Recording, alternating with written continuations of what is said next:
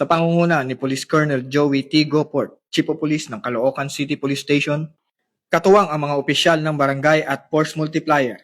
Isinagawa ang Oplan Galugad sa Barangay 132 Bagong Baryo, Caloocan City bilang bahagi ng patuloy na kampanya laban sa kriminalidad at pagpapanatili ng kapayapaan at kaayusan sa komunidad. Layunin ng nasabing operasyon ang mas mahigpit na pagpapatupad ng mga patakaran sa kaligtasan ng publiko sa ilalim ng Safer Cities Initiatives na nakatuon laban sa pag-inom sa pampublikong lugar, paglabag sa curfew at iba pang umiiral na ordinansa ng lungsod. Sa ilalim ng operasyon, nagsagawa ng pag-iikot at police visibility patrol sa mga pangunahing lansangan, pampublikong lugar at mga natukoy na crime-prone areas. Layunin nitong mapalakas ang presensya ng pulisya at agara makaresponde sa anumang posibleng insidente ng krimen at kaguluhan sa lugar. Kasabay nito, nagsagawa rin ng pag-iinspeksyon sa mga kahinahinalang individual at mahigpit na pagbabantay sa mga mataong lugar.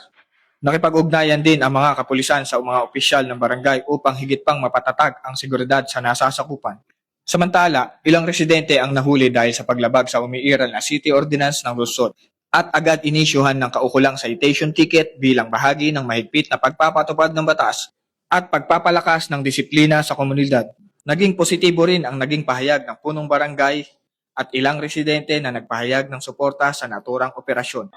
Definitely, magandang hakbang ito ng PNP, no, sa pangunguna ng ating Interior Local Government Secretary, no, at mga kapulisan natin. Siyempre, kikita ng mga tao na seryoso ang mga kapulisan sa ginagawa nating curfew, sa mga pagsisita, sa mga umiinom sa kalsada. Siyempre, ganun din yung mga ating residente, magkakaroon sila ng peace of mind dahil kumikilos ang barangay at ang kapulisan para sa ganitong mga aktibidades. Nagustuhan ko po yung operation ninyo para sa katahimikan po ng barangay, iwas gulo. At saka tama naman po yung pagdisiplina.